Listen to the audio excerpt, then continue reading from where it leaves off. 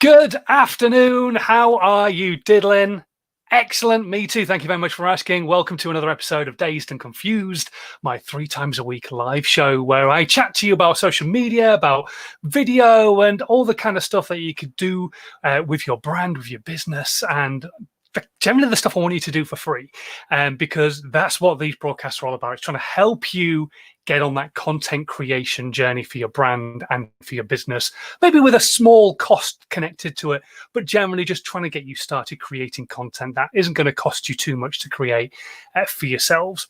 As always, once a week, we do a bit of a live chat with an expert in their field. Today, we're going to be chatting to a friend of mine. We'll come to that in just a moment, all about voiceovers. So stay tuned for that. First of all, though, first things first, for those of you who've no idea who the hell I am and what it is that you've just tuned into, well, I'm Simon Scholes, and I am the founder and creative director of Perception Studios. We're an award-winning visual marketing agency. We help brands and businesses create video content, animated content, graphical content, aerial photographical, easy for me to say, all sorts of different stuff that basically creates content for their social media, gets their brand out there, gets people talking about them. But a few years ago, it became very obvious to me that not every brand, not every business was in the position to necessarily have content created for them because they didn't have the budgets to do that. But these smaller brands, these smaller businesses, I really wanted to help them. So what I did was I sat down and I came up with a process that was stuff I've been speaking about, other stuff people have been speaking about, and I turned it into a book. I called it How to 9 Times Your Social Media. And it's basically what you can do from marketing planning through to podcasting and all the stuff in between by making your content work harder for you so you don't necessarily have to put too much hard work into creating a content, but still you can be consistent on social media. And again, like I said, that's what these live broadcasts are all about, is getting you on that content creation journey. That's why right now we are live on Twitch, Periscope, YouTube, LinkedIn, Facebook, and even on Instagram as well. So thank you for joining me wherever you are watching this afternoon.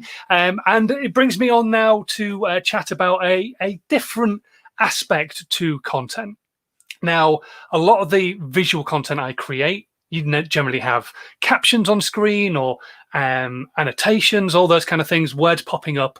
But voiceovers are really important as well. And so I thought, who do I know who has a good knowledge of voiceovers? I couldn't get him, so I got my friend instead, Marc Silk. Hello, Marc. How are you doing? So true. I'm fine. How are you doing? I'm very well indeed. It's a beautiful day in the apocalypse. It really is. For those of you who don't know Marc, I've known Marc for a long time now. I don't know how many years it is, probably 15 years or something crazy. But anyway, so Marc is a character voiceover. He's Grandmaster Glitch at the moment. He's Scooby and Shaggy. In the past, he was one of my personal favorites. Johnny Bravo is a huge cartoon aficionado, but also a great voiceover of a lot of different products, not just generally your character stuff. You'll hear his voice all over the place. And you'll probably recognize him through this live broadcast. You'll go, oh, hang on a minute. Yeah, I remember him from this or that. Which He's the voice of Bob's Carpets. That's the one. On commercial radio. How are things in the world of the apocalypse where you are then, Marc? Oh, they're as good as any other brutal end of the world could be, Simon. No, the truth of it is they're actually okay, and that's not what I expected, because back in March when all this started, when lockdown kind of all started, it was as if everyone's careers were just switched off, and everyone kind of just stopped because what do you do next? And then things changed a bit. I mean, I feel for musician friends. I got a friend who's a brilliant musician, and he's a live musical director. And normally he would be out playing with Nile Rodgers or being the live musical MD for a big pop act at the O2, something like that. And he's at home with his wife and kid. Yeah, and so the fact that I can carry on working this way is absolute gold dust. So, glitchy noise. Hang on a second. There we go. So in March, everything kind of went very, very quiet. And then I'd say about July-ish, it's as if people kind of poked their head up and thought, we might give this a go. This might, there might be something in this. And bit by bit, things restarted. And I thought that was really interesting. And so I've been self-sufficient here ever since I started work. I started at a radio station. That's how we met, when I worked at a radio station. Yeah. But it always made sense to me to be self-sufficient so that I'm not reliant on just one place to be able to do work. So right when I was working out of my mum and dad's house, I started off on the dining studio, on mum and dad's dining table. Then I elevated my career into their loft, and literally. And then I had digital lines put into my mum and dad's loft, so that back in the late 90s, I could link up live with anyone in the world using this system. So when you hear people talk about working remotely now, it's not really new for me. I've been doing it ever since the late 90s. But and that's meant that over that time, there's been a really good bunch of clients. People, you nurture your reputation. I work in when we're recording cartoons. I'll go down to the actual studios often to record with the full cast, which is golden. So you can bounce off each other and that kind of thing, I guess. Yeah, exactly. But the ability to be able to record this way, be able to record remotely, changes everything. And so that people knew that I've got this facility here. This is my studio, so it's a proper studio. It's not just it's not just recording under the stairs with a blanket on your head. It's it's a proper pro studio, much like yourself there. Nice curtains, and so it's a room within a room. So that frankly, there could be someone digging up the road outside, and you wouldn't hear it in here because it's a floating room. Everything's separated from noise, and that means that really the quality that you'll get from here is from the mic really is the same as what you'll get in an A-list studio in the West End. If you go to it's a really good way to work. And to really get to your question, how's it going? It's actually going okay. And I don't really this will be interesting to hear your take on this.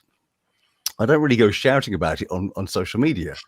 Because one thing with social media that you'll be aware of is also, as well as sharing what you do, is having some empathy for other people. Yeah. And sometimes people aren't doing so great. And I'm not kidding anyone. Back in April time, it was quiet.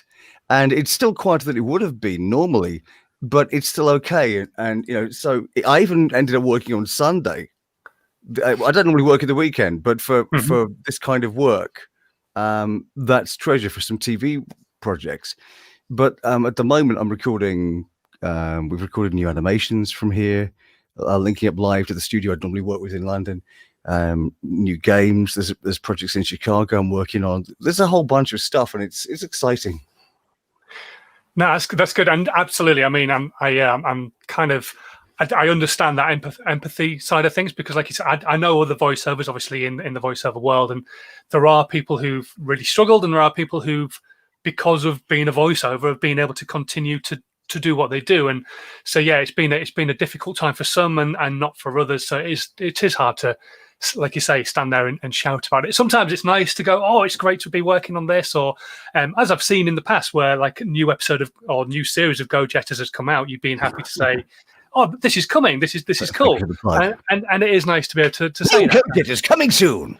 That's in fact, we've now restarted everything. So every single episode of GoJetters. Well, if you're 6 years old, you'll love this. And if you're 6 years old, thank you for watching. As you are just starting school, you'll know that GoJetters is an awesome animation on CBeebies. And you can check it out on iPlayer. So every single episode is there. And like Simon so correctly said, because he's obviously a big fan too, I'm the voice of the he's not a bad guy. He's just the naughty person called Grandmaster Glitch. I'll get you, no jetters. Him. He's the furniture chewing naughty person in the show. But again, yeah, it's nice to sort of be able to share little moments. And then at the moment as well, I've probably been putting too much about my little pup Honey on there as well. I think I've been hopefully mixing it up just about right. Yeah, no, definitely. I want to take you back in time, back to the dining room days, shall we say? Obviously, you started in radio, but I mean, I know there's other aspects to it, but what kind of caused the transition from being in radio to being a voiceover? How did that actually happen? Oh, hang on 1 second there. I'm just going to change over to. I was about to change over to high definition. Have I lost my video now? You have lost your video, unfortunately, and you've stopped Great. in a very strange position. Hang on a second. We're back here. What's it done? Hang on. Can we do? Hang on. I thought I just brought up because I'm aware it's hello people. The Facebook, this audio is doing automatic gain control on the microphone, which means it keeps banging my levels, my volume all over the place. So I thought, I know what I'll do. I'll fiddle, change it. And apparently, oh, here we are. Right. Okay. Right. That's changed. Right. Okay. That's fixed now. And apparently there's no way of going back. Let's try. I was going to say, how'd you go back? Hang on a second. Hang on. This is where working with a professional like myself, talk amongst yourselves, folks, is so impressive. If I was to, oh, and he's gone. Oh dear. Right, we'll get Mark back in just a second. There he is. On right. This. Oh no, he's gone again. We will get Mark back in just a second. So my question to him at the moment is all about how he got started in the world of voiceovers. He's still there, sat in darkness. I am still. There we go. There's no visual, but we can hear you. Deary me. Oh, wow. Yeah, no, we'll be back in just a moment. We can edit all this out in the podcast anyway, so don't mind me. Hello to everybody who's, by the way, joining us this morning. Ed McIntyre, who's joined us. We've also got Penny Locke, who's joined us as well. And as she says, I'm glad to see everyone else has technical problems now and again too. We do. In fact, Mark's completely gone from the broadcast at the moment, so he'll be back in just a moment. Also, hello to Carlton Brunton, the Positivity Image Coach, and Miles Keegan as well, who've joined us all over on Instagram.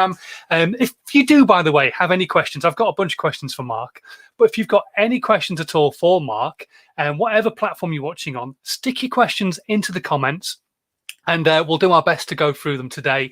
We've got a couple of questions up from Ed McIntyre. We've got a question as well on Instagram. So we'll do our best to go through as many of those as we possibly can do. Fingers crossed we're going to get Mark back in just a moment. He's completely disappeared. Fingers crossed he's going to return. He does have the link still, so we will see. We will see momentarily. For those of you who are new to these broadcasts, by the way, I am Simon Scholes, and I'm here to try and help you get on that content creation journey. And we do indeed have Mark back, our content creator. There he is. Hello. Isn't it impressive? Okay. Hello again. Anyway, so we were asking the question before technology decided to play its part. How did you go from being in radio as a presenter into being a voiceover? Well, I loved what I was doing in radio. Frankly, when I was working in radio, all I wanted to do was kind of work in radio. I was very happy. I was a presenter on the radio, and I was doing bits of production work for the radio station as well, doing things like editing music for promotions, making promos and trailers. And it was a combination of hosting a show and doing stuff that you'd hear in between bits and pieces on the radio. And I really adored it. I was absolutely, in my element. And then the radio station got taken over by another company, by a corporation. And overnight, they ripped the living soul out of what it was that I loved. Now, I was lucky to have a job. I had a job. If you've got a job, well, good on you, frankly. Mm-hmm. But it went from being something I adore to being a job. Yeah. And I didn't want just a job. I wanted something that I genuinely love. It's a privileged position to be in if you can get there, achieve it, or through whatever means. And I went from doing something that was creative and exciting and serving a purpose and building an audience and getting interest to just reading cards out saying, that was this track. Now more of your favorite hits. Yeah. and they weren't. so so I thought, you know what, I'm going to stick this down for a year because it's a job. I mean, frankly, I was by that point, I think I was earning about 40 quid a week at that point, because they'd also taken the show that I enjoyed doing away from me to network it. Wow. And I thought, right, I'm going to nurture work, because it was at the point in what I was doing where I'd got good at production. I was a good producer. I was a decent presenter as well. I mean, I'd been offered a show on radio. Well, I'd been offered a gig at Radio 1. They contacted me out of the blue, which is people's dream gig, or at least it was back then. And I went down there. I mean, here's another thing. It's all about knowing your skills, knowing your strengths. I went down to Radio 1 to meet the person that invited me down there. And I was so nervous. I was so out of my depth. Understandably, yeah. And I turned it down because I wasn't ready for it. And it's that thing of knowing your strengths, knowing what you should be doing, not just going, I want to do this and let ego get in the way. I thought, no, it wasn't right. And the guy said, I can't believe you turned me down. I think you're the first person to ever turn me down. I said, well, it means too much to me.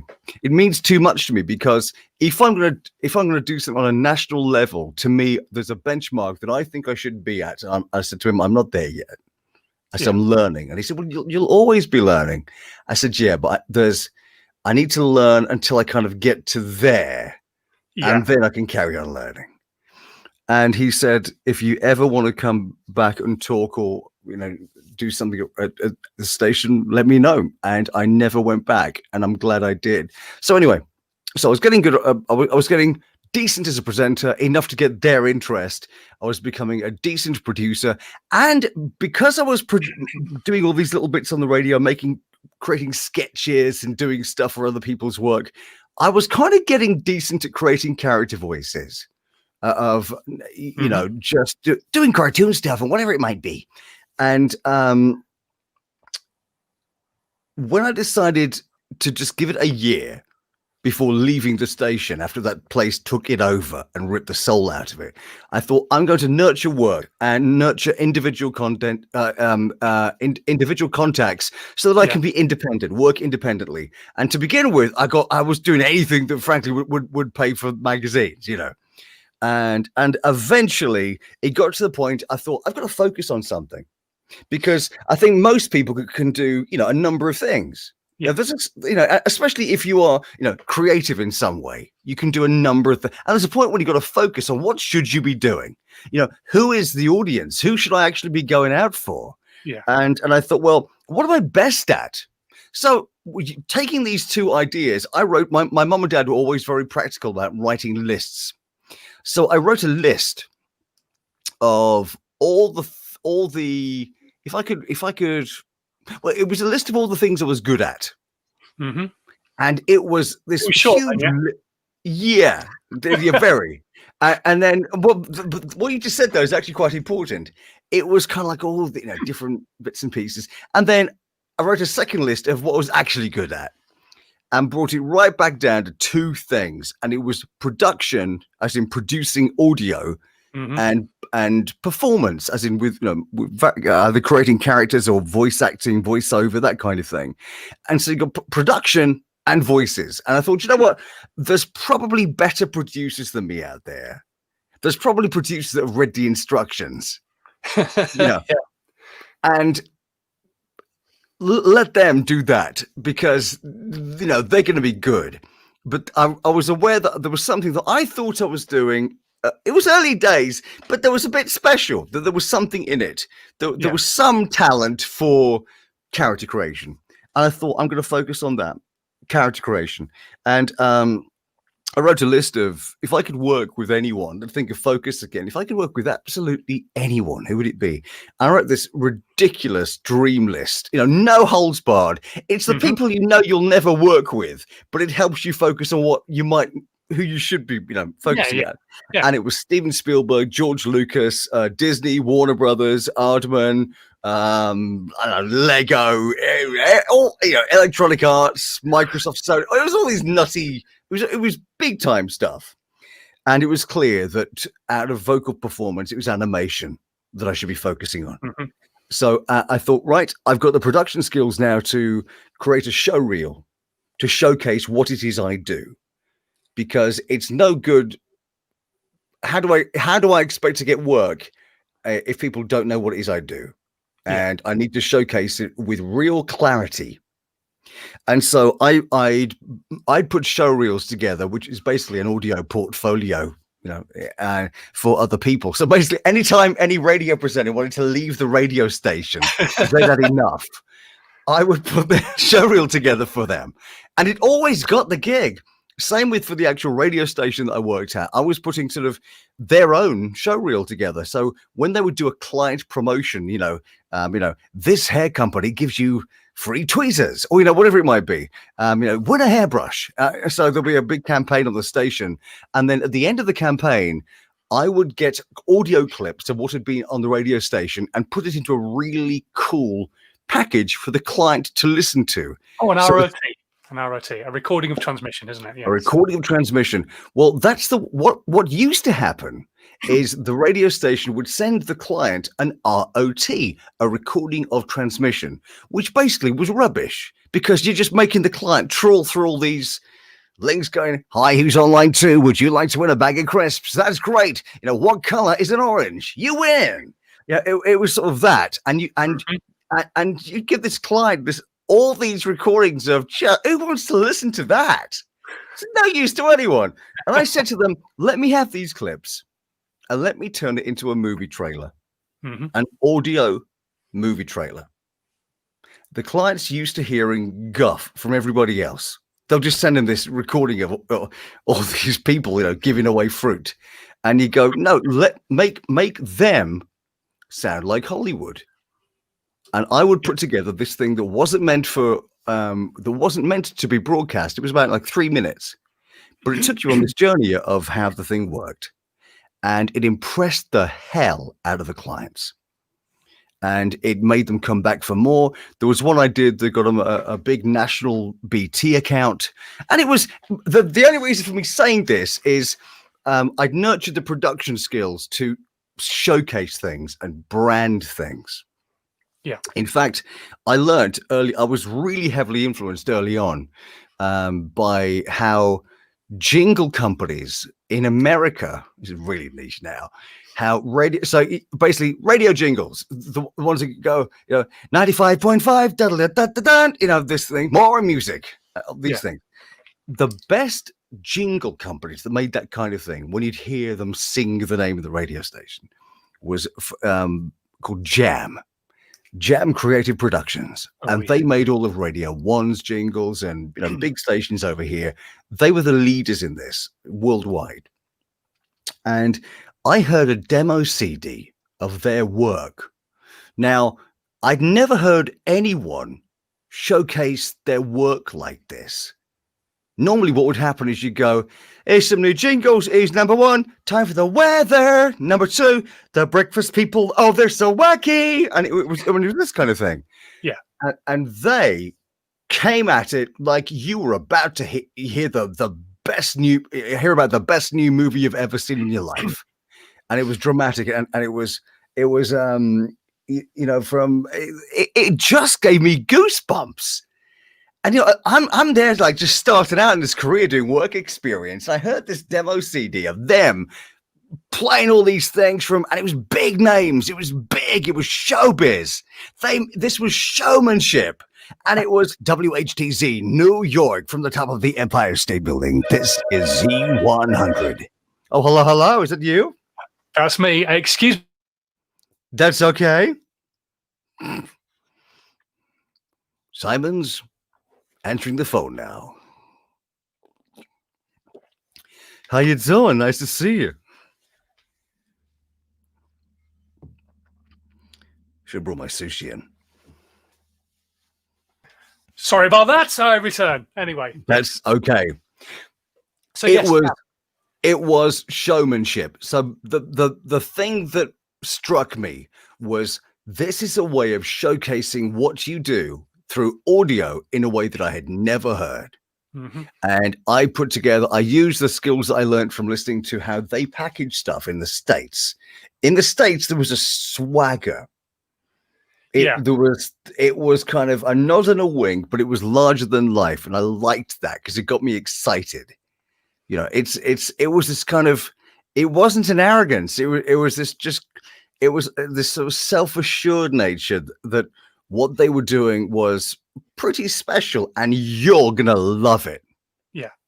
And so That's did you what do this that was. with did you do that with your show reel then? With the showreel, yeah. So when I put this voice showreel together for me doing animation stuff, I've focused it like in the same way that they package theirs, and you just no messing around. It was right in there, and you just heard this nice piece of like orchestral animation music that took you in for about 2 seconds, and then you heard, "Hi, I'm Marc Silk. I do cartoon voices." And then, like a mallet to the skull, it was like voice, voice, voice, voice, voice, voice, voice. Awesome. And also at the time, full disclosure, I know it was at the beginning of my career. No one's heard of me, and I'm still learning how to do this. And really, it was almost a tribute from me to my favorite cartoon character performer. So I was really kind of emulating my favorite cartoon voices. So it was things like "What's up, Doc? You are despicable. This is the last time I work with a speech impediment. Work with someone with a speech impediment. Like it's really creepy, Scoob, old pal. Right, Scoob? Yeah, creepy. Scooby Dooby Doo. That's right, Fred. Come on, buddy, let's go." All this stuff, And then my own creations as well mixed in. Mm-hmm. But the production values were really good.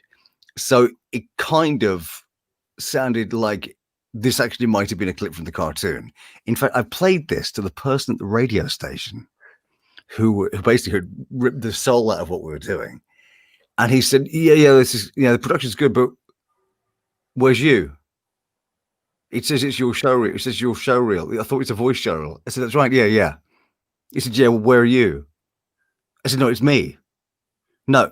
The production's really good, but where are you? I said, it's me. It's all me.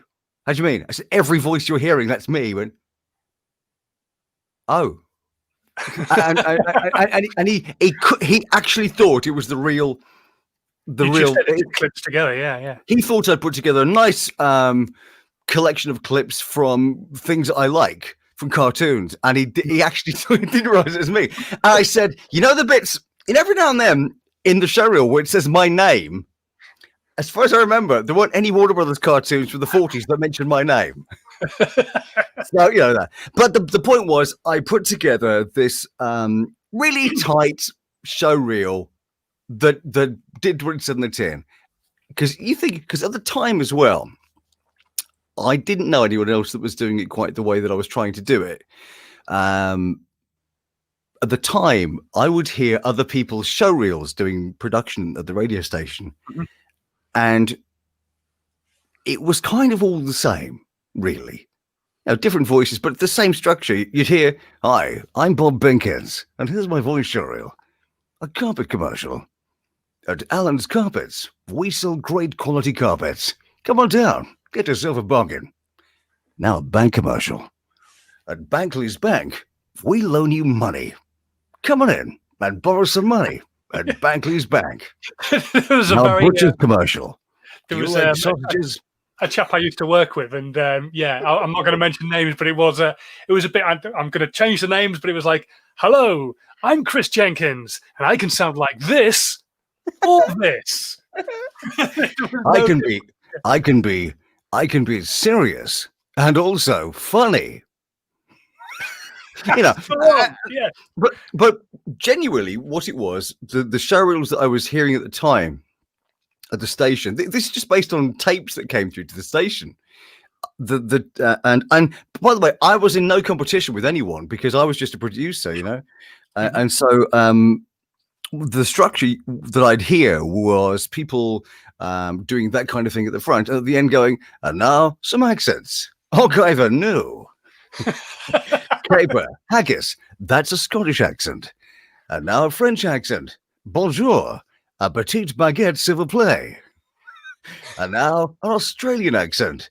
G'day Cobber, you know, kangaroo, and you got to go. Of course, I'm being over the top or just being silly, but really that was it. And I didn't know anyone, or I didn't hear anyone that focused on just character voices, because it was voiceover, and mostly a similar kind of.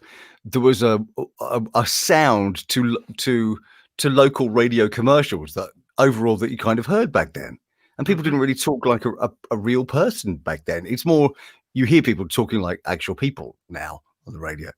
But anyway, I put the showreel together, and again with just the production knowledge that I'd learned from just working in the production studio there, I found about 1 in 10 showreels made you go, that's good, that's all right, not blow you away, but just go, yeah, it's good, that she's good.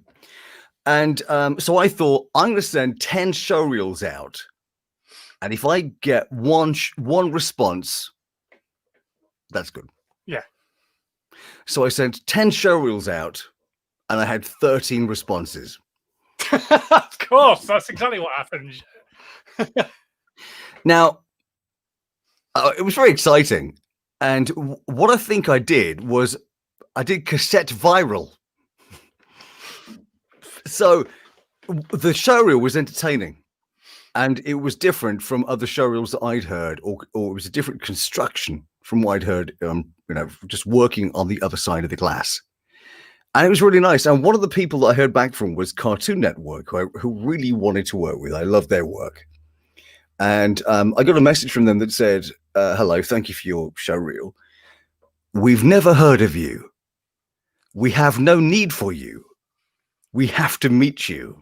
And that's really nice. Yeah. Now, I went and met up with them, and we chatted, and they didn't have any need for me. They had no need for me.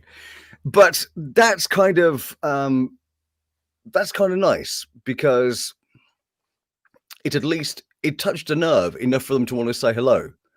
And that kind of was everything for me, because in the end, I did get to work with them a couple of years later, and then do quite a lot from then on. But to get that kind of response was great. And even down to get an agent, often you'd have to fight to get through the door to have somebody represent you. And I had 2 different people actually contact me. They a producer that they know said, have you heard this? He should be on your books. And so there was a London agent, and it was that London agent that actually I got Chicken Run was the first film I worked on. It's a gift. And Star Wars was through the same agent, and Johnny Bravo happened through that. And so it was basically with clarity, thinking, here's what I want to do. What is it I absolutely love? What do I absolutely love that I can do the best? Yeah. It's that thing of what skills do you have? What's your real strength, and how can you connect that with what you adore, and then make that your career every day? What you do every day of your life. Yeah. Do what you love. Definitely. Going back, there's a question I kind of wanted to ask later, but I'm going to ask it now because you've done Scooby and Shaggy, and I'm going to have to ask this question. So, when you're brought in to voice something, because you are currently the voice of Scooby and Shaggy, when you're over here, yeah. Full disclosure, yeah. When you're brought in to be that voice, do they say, Mark, make it your own, put your own slant on it, or do you effectively have to be like Rory Bremner, Alistair McGowan, and do a zoned-in impression? Well, for me, what I want to do is be that's an original Scooby-Doo production cell. One of my heroes is a guy called Don Messick, and Don Messick is the original voice of Scooby-Doo, or rather, Don Messick is the original voice of Scooby-Dooby-Doo. And Don Messick created that character voice in 1969 when before any of us were alive. True fact. And he was one of the guys that did so many voices for Hanna-Barbera.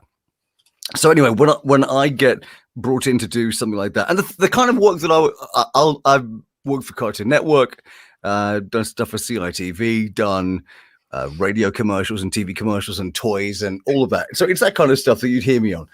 And when you say about making it your own, really what you're doing is you're making it, you're continuing the legacy of the performance that Don Messick started.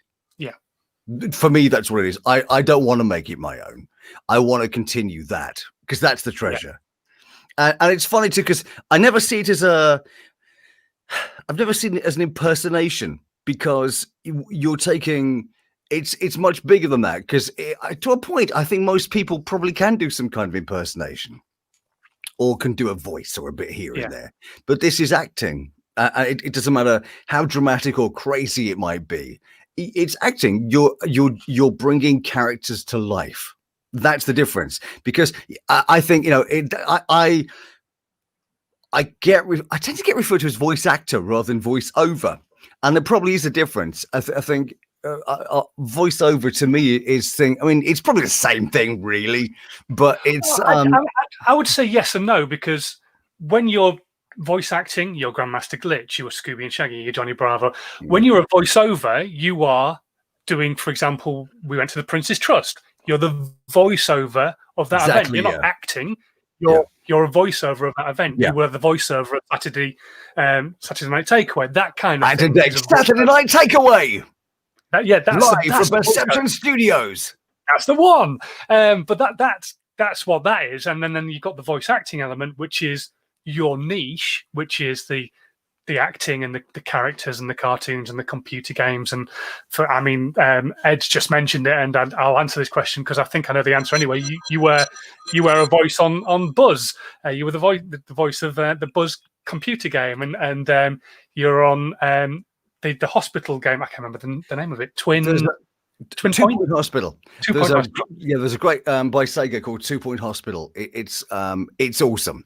So there's a whole bunch of them. So so that's exactly it. It's I would say the voiceover is just what you've said. It's the get ready for action and adventure. It's all that stuff, and then the acting side is the voice acting side. He said saying the absolute obvious. That was my mom, by the way. I'm sorry about that. That's all right. No worries. Your mum's lovely, so she can always bake me a cake. You breathe life into a character. Going into things like brands and that kind of stuff, and even the computer games, they're all brands in their own right. How important would you say it is for a brand to get the voice right for their content? It's everything. I mean, it's absolutely essential, because if it's often overlooked. Sometimes with music, I think there's a great connection between voice acting, voice performance, and music. You know, when you're creating character voices, there's so much musicality in that. But sometimes when you're creating a brand, people will have worked very hard on the look of it. They will have worked so hard on the visuals, hopefully as well on the music. But getting the voice to represent what you're about is absolutely essential, because you know if you're really it doesn't matter what the campaign is or what the reason is behind the project you're working on. You want a good fit. You want your audience to feel like they're being talked to, not talked at. And it could be anything, because I was about to say, if you're a young groovy company, you know, talking about, you know, skateboards, it might be nice to have a young groovy guy talking about skateboards. Having said that, it could be a parody where there's somebody that's on a skateboard that's in their 80s, you know, or it could be a cartoon rabbit talking about skateboards, you know. But whatever it is, it should just feel authentic. It should just be a good fit. Whatever it is that you're doing, you want somebody that when they hang on a second. Hello, Mum. I'm just in a recording session. Is that all right? That's all right. Simon says hello. Hello, Mum. Bye. Mum. So she's looking after my puppy today.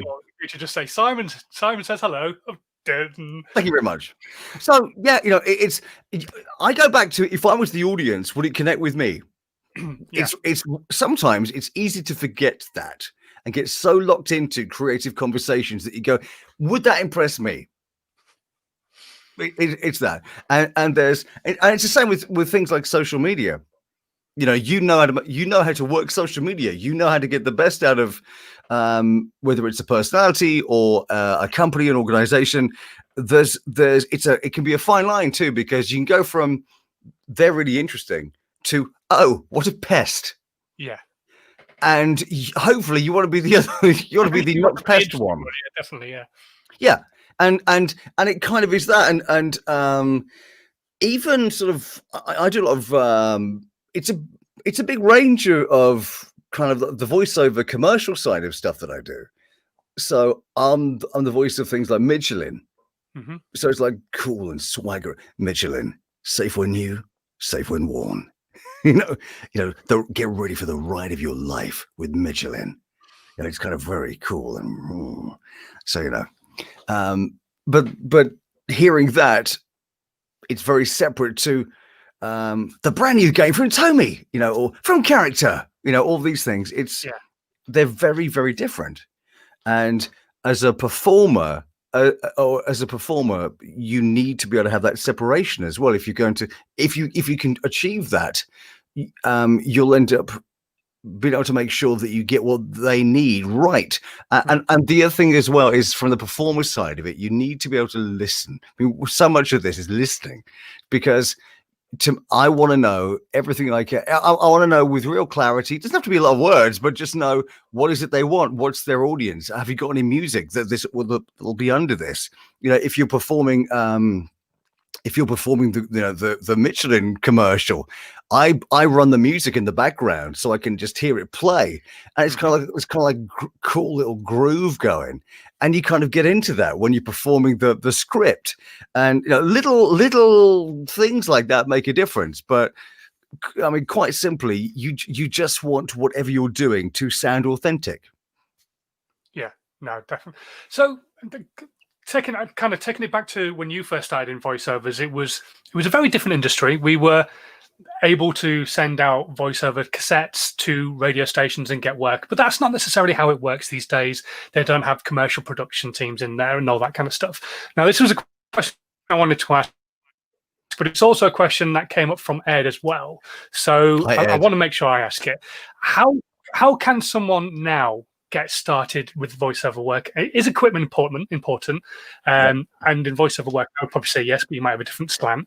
But how can somebody get started now? Because it is such a different industry. Is there somewhere people can go to find all the different commercial production teams they should talk to, or what? You need a microphone the size of your face. Is what you need. Yes. That's it.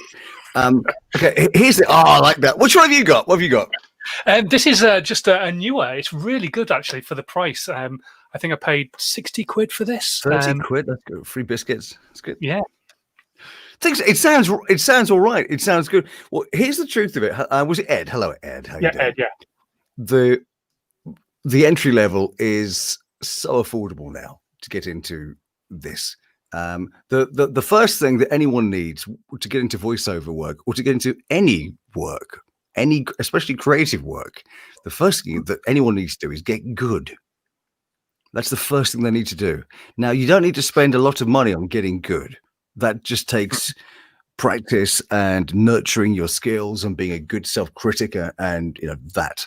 But when I started, when we started back before we were even born, the cost of entry was a lot. So you needed to buy an expensive microphone that needed to be plugged into an audio interface or a mixing desk. And then you needed a generator with animals that would power it on a special wheel. And the cost of entry was high, and the size of what you needed was large. Technology is our friend. Technology is your friend, Ed. So to start off with, I would use your phone. Seriously, because the first thing you need to do is get good. So what I would, if you have a little microphone, great. I carry around with me. I used to carry around with me pre-apocalypse, when I would travel around or fly to the States or anything like that. I would have in my hand luggage a little microphone, and it was a little USB microphone. You wouldn't record an animation thing on that, but it was lightweight. and it can get you there. It was about 110 quid. Mm-hmm. And I would take it with me so that in an emergency, I could record something. So here is, I mean, my setup, Ed, is this microphone, which is a TLM49. It's a beautiful microphone. And it's what we use for doing TV shows, films, games, commercials, name it, it's that. And that goes into a Rupert Neve mic preamp, which is over here. After the apocalypse has completely gone nuts, once the volcano has stopped burning, all that will be left is this microphone and this Rupert Neve mic preamp. It's gorgeous. So the chain is microphone, preamp, then an audio interface, which is a high-end RME Babyface Pro audio interface into the Mac.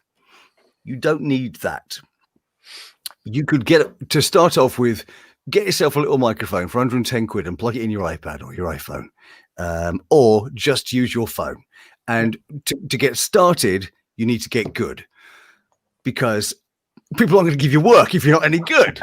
And I would genuinely, I don't have any around here. I was going to say, pick up a magazine and read it and make it come to life. And it depends what your strengths are. Do you want to do character performance? It might be that you're really good. You just got talent and you're a really good actor, or you're funny, or you've just got something in you that you think other people will find useful. Well, record it. Listen to how it actually sounds. It might sound like junk, or it might sound absolutely terrific. Now, when you're listening to something that you're recording, especially when you're starting out, sometimes it might sound like junk. But here's the good thing. If you're an honest critic about your own work, you can listen back to it and go, that's not so good. Why isn't it so good? And then figure out why it's not so good and figure out how to fix it. And then you can use that next time. Then you can go, but that bit was terrific. Why was that terrific? How can I use that again? And you just get better. The more that you do, the better you get. It's like cooking. So, it's that. The more you get, I mean, I can't draw. I can't paint. I can't. I want to. I can't. But I've never really tried. Is that weird? I thought it'd be okay, but I can't. But I've got okay at this because I do it every day. And there's a lot to be said for that. Do a little every day. A little bit every day. Yeah. But just do little by little becomes a lot. So. It really does. Yeah, it really does. It's like vacuuming. Eventually you'll do it upstairs as well. I've got a guest bedroom. For a couple boxes. It's speak for yourself, you dirty, dirty person. But Ed, if you want to get into this, the starting point is to just hone your craft, because you have to go. Here's a really easy question. With so much of this, again, it's so easy to overcomplicate things. And there's something that I kind of do self-checks regularly, and you go, would I employ me? If you're sending, because someone's going to need to hear what you do. So you'll need examples that you can either send them, or it's on a website or your Facebook, whatever, and let people hear what you can do. Because if they can't hear what you can do, they're not going to employ you. So you need a little show reel or show reels to showcase what you do. And quite simply, would that impress you if you were, because there's a lot of competition out there, because the cost of entry is so easy now, it is so low, and in terms of the barrier of tech, it is not difficult now. Yeah. In terms of technology, that isn't a barrier. So you can get started relatively inexpensively.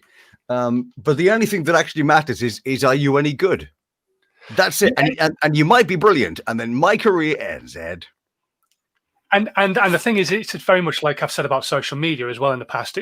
It's like there's a room full of people shouting. It's a cannibalized market. And it's how creatively are you actually shouting? How good are you, and how creative are you with your shouting, with your voiceover work to get noticed? And I think it's a really important factor for both the voiceover world and the social media world, for sure. I think also you kind of go, what actually drives you, and what do you think other people will be interested in? Because for me, I didn't get into this because of anything other than I really love it. And it can sound very twee. You should do what you love. How wonderful to do what you love. And it's kind of, we've all heard these things, and it's nothing new. So you know what though? If you can, it's great. So it's understanding all the elements that go into letting you do that, and the people who actually do that daily are very, very lucky. It doesn't always work out like that. It might be that for the voiceover side, there'll be people do little bits here and there, or bits of narration, or bits of commercials. And you know what? That's great, because you know what? It's work. Yeah. But it also is, how committed are you to doing this? I do this. This is my full-time career. I do this every day. I do this. This is what I do. And even down to how you structure this, you know, you're providing a service to people like any other business. In the end, you're providing, so you need to be on time. You need to technically be good. You need to work with people well. When people say they don't like something, you need to be able to fix it fast. You know, not arguing with people, things like that. No, but you're wrong. Yeah, you got deaf ears, mate. But you need to be able to work with people, and you need to be efficient, because also people are paying for your knowledge and your time. And there's a great deal of trust that people are putting in you to be able to deliver whatever it is that they happen to need at that moment. And sometimes as well, sometimes it might be that people need you to lead them or to help them. You know, they might not know exactly what it is that they really need, and so if through your experience, sometimes you'll hear what somebody asks for, but you know it's not really what they want. Now, it's important to be able to do what they've asked for, but then you can offer something else maybe, or if you can actually talk to them, to be able to just have a conversation to say, would this help? And that kind of does bring me on to the next question, actually, I wanted to ask is, when it comes to characters, how do you come up with a new voice for a character? Do they say, this is the character's characteristics, now away you go? Or do you look at the image? So for example, Grandmaster Glitch, his voice goes perfectly, and when you look at him you go, okay, he's got a mustache, he's a bit like a colonel, but he's not a colonel. So then you've got that posh side of Grandmaster Glitch, but then you've got the naughty side of it. Is that how you go into doing stuff, or how does it work? It can be a number of things. I mean, sometimes you'll see something and just this thing kind of happens. I think it's like a musician or an artist. Sometimes you'll just do a thing that kind of hits it. Doesn't always work that way. And Grandmaster Glitch it happened kind of quickly. It started out online before it went to a TV show, and I think it was Grandmaster Glitch and one other character, and I was the only one that didn't have to go through the big casting process, I think, of the other characters. And it just, they showed me the picture, they told me his characteristics, and I kind of did what I thought would just be funny.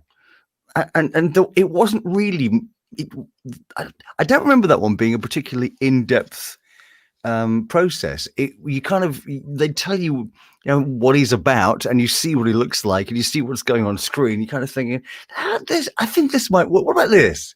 And then suddenly Grandmaster Glitch comes to life. Come along, Grimbutts. Grimbles. Oh, that ubercorn. You know the preference to those no-jitters.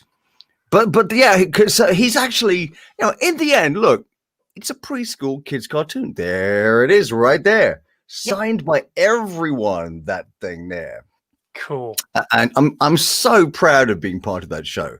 But he's playful, he's naughty. At first you think he might be evil. He's not. He's just playful and naughty. He's also got a really soft side to him. He can sound really tender, and he can be hurt, he can be caring. He's a fully rounded character, and he also sings. He can sing, baby. So there's a lot going on there, and the whole cast of GoJetters are terrific. You've got Ubercorn, who's cool and funky, Kyan, played by Aki, and he's just super cool, like almost like surfboard skater. Aced it, awesome. He's super cool. Yeah. Then you got Pilar, who plays Zuli. She's she's the pilot. The Cyrus, who plays Lars. Again, just another great sound to the show. And then John Hasler. I first saw John's work when he was actually playing Timon in The Lion King in the West End, and just he's great. He's funny. We stand next to each other when we're actually performing the thing, and he plays Foz. And it's a good collection of characters, just individuals anyway. But it's a really nice mix, and a mix of English and American as well. Mm-hmm. Which works really well. And you don't question any of it because it's the GoJetters, it's Grandmaster Glitch, it's the Grimbots. I'm the voice of the Grimbots as well, by the way. Oh, right, okay. And it's all pitched and affected. Sounds kind of cool. That's and what about other characters? Does it take longer? It can do. I mean, yeah, it really can do. And what can happen is you'll go in. You could say go into multiple castings. So it'll be where they you're brought in, then brought back, and then brought back again, where they're kind of finding what they think it should sound like. Because if you've written a show or a film or a game, you might have in your head what you think the character should sound like.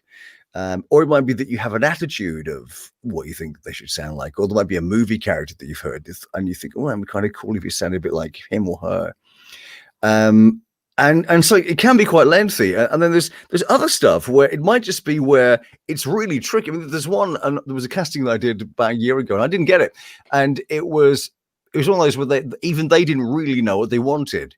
There were certain characteristics that they needed it to have. Yeah.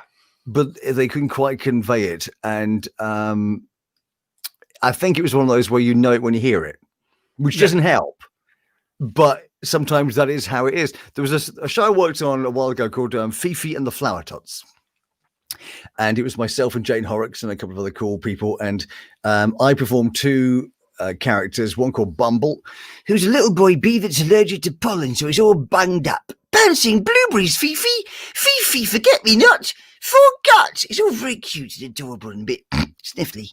And then there's a character called Slugsy, and he's this adorable slug. And in terms of creating the character voice for that, you go, okay, well, going back to what you said, they showed me a picture of this lovely, huggable slug. It was all stop motion. The models were made by McKinnon Saunders, who make the models for things like Tim Burton, Wes Anderson. I mean, these things, they're the best model makers in the world for this kind of stuff. So Slugsy, this big, lovable, adorable slug, and he's lovable, huggable, would be your best friend, bit naughty, bashful.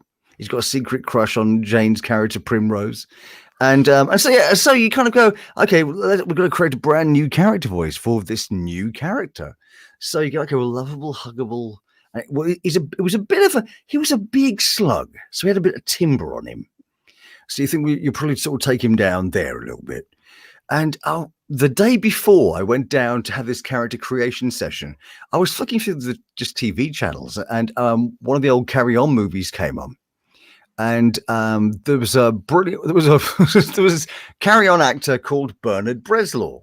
And Bernard Bresslaw was a very big, tall man with a big, big, booming voice. And he always and he had quite a lot of timber there, but he sounded perpetually happy. But, hey, Sid, my house has just burnt down. Still got to laugh, ain't you? And I thought, I can do something with that. And so, that's not very loose. That's a very loose sound alike. I don't claim to try and impersonate him.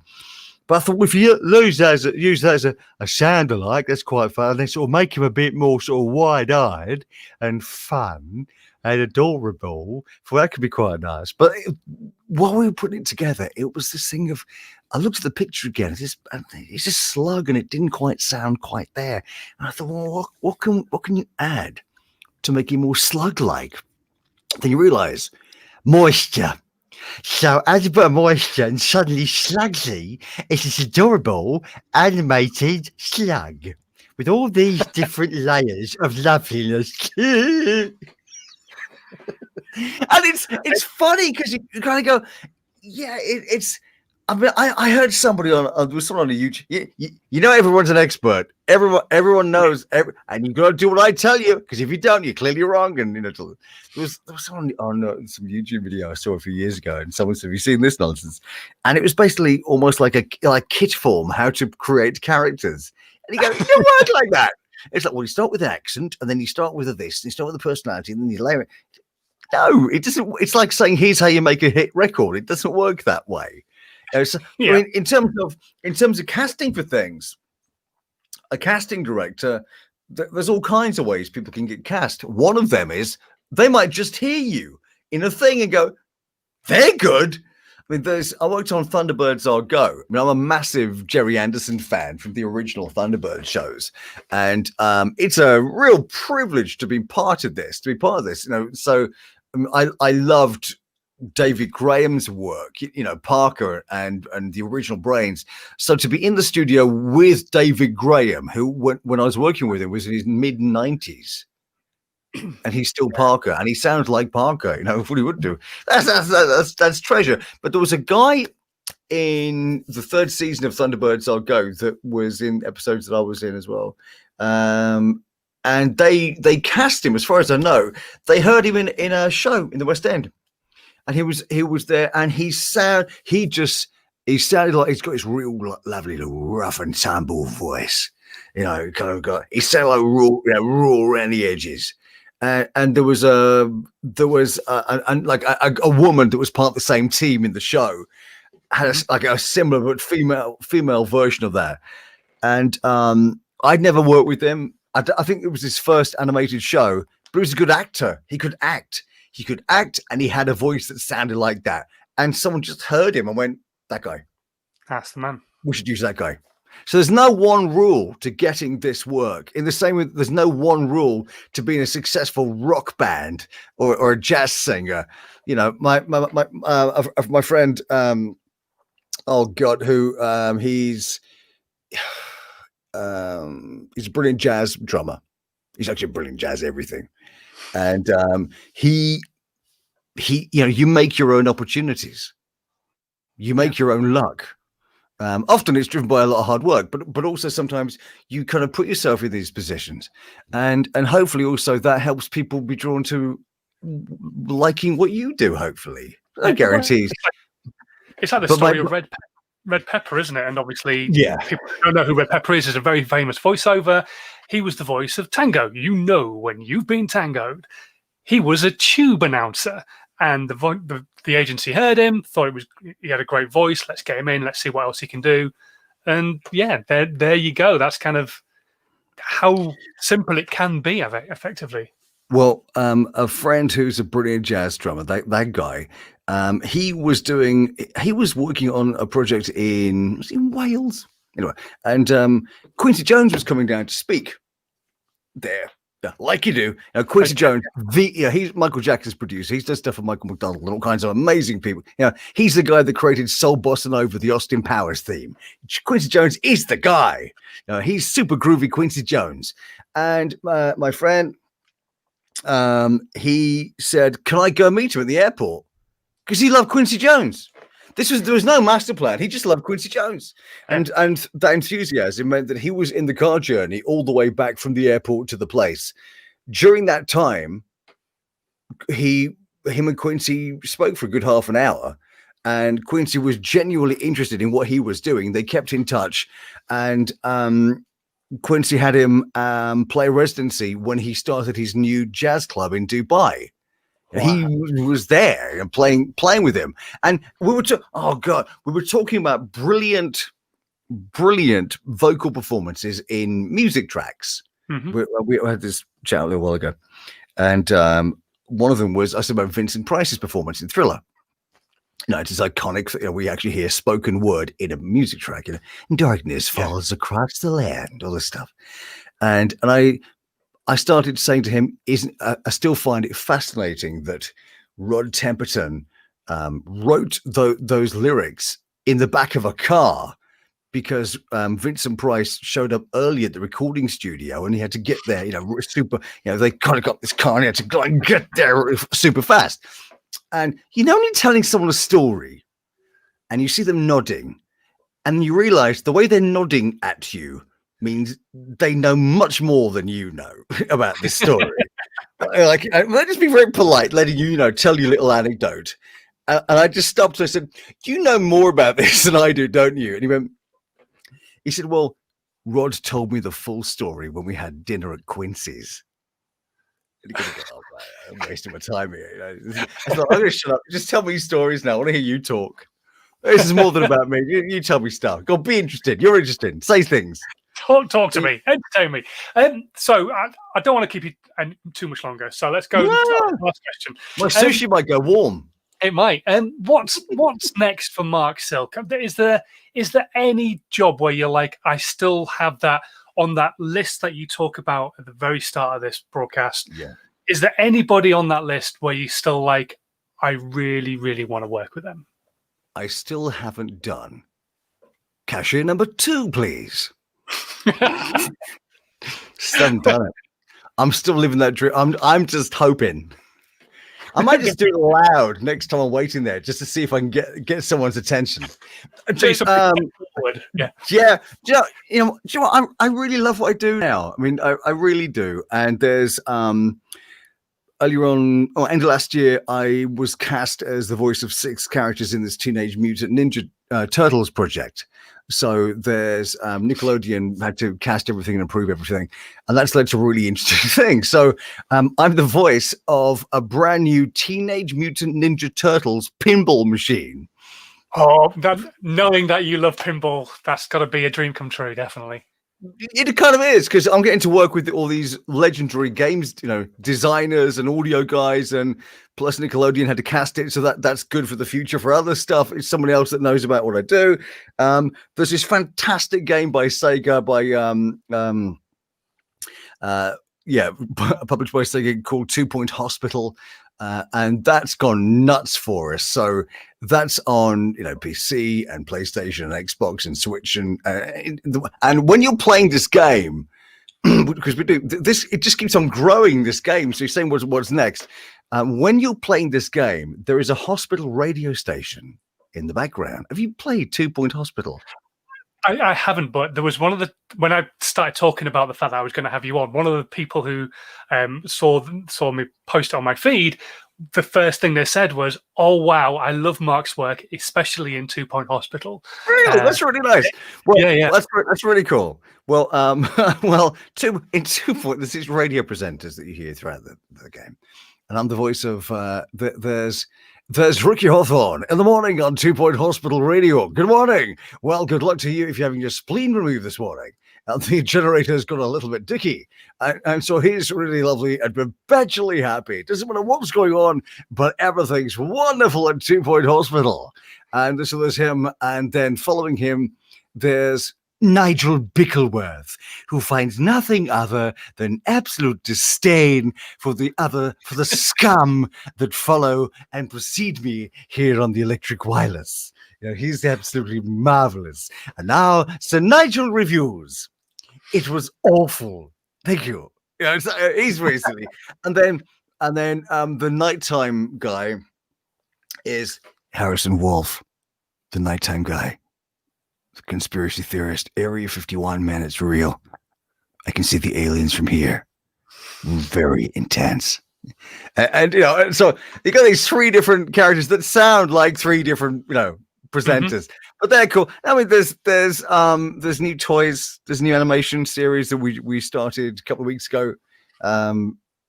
There's some nice bits and pieces. But if you need a voice, I would love to help you. And you don't know where to find him.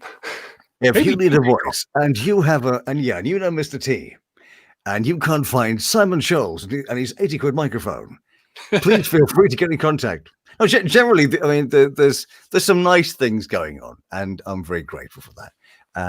And if there's any, and if you're watching this right now, if you're not hearing this, so I'm guessing it is for people like you there. That's the one. You. If I just want to carry on doing what I do.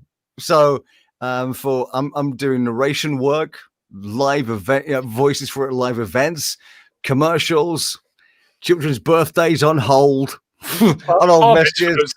Bar mitzvahs, that's exactly it. Yeah, you know, if it's your kid's birthday, I'll give him a ring. No, it's all that. No, but genuinely, I'm always looking for new people to work with. So you're Mr. Social Media, so there's your social media grab. That's the voice will travel. Mark, it's been an absolute pleasure. It has. People saying how much they love your voice on the radio station, on 2 Point Hospital. Ed saying thank you so much. There's been more questions come through than I can kind of fit in, but we will. But maybe we'll have to do this again sometime. That sounds good.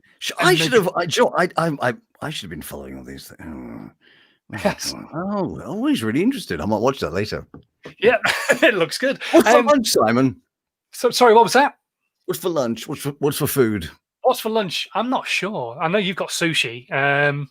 Probably beans on toast here. Oh, you're so rock and roll. So much more Yorkshire. Right, I'm going to let you go, Mark. Thank you so much. I will remove you for now, but don't go anywhere. I'll be back in just a moment. Thanks so much to Mark. That was just awesome. A brilliant 70 minutes. It didn't feel that long at all, apart from when the doorbell went and Mark's camera went a bit funny. But anyway, we are going to be back again on Friday. As always, I will be here at some undisclosed time because it is Daddy Daycare Day. But until then, thanks so much for watching. If you are brand new to these broadcasts, make sure you hit the subscribe button, especially on YouTube and Facebook, because you can hit the little notification bell so you get told about when I go live on a regular basis. And if you're listening on the recording right now, and you do have a question that you'd like to ask Mark, stick them into the comments. I'll either ask him next time that we get him on, or I can pop them over to him and see if he can come back with an answer for you. But until Friday, thanks ever so much for watching. Please do continue to stay safe. We're still living in weird moments, still living in strange times. We don't know what's going to happen today, either when the big speech happens later on. So yeah, just stay safe and have a good one. I'll see you soon. Bye.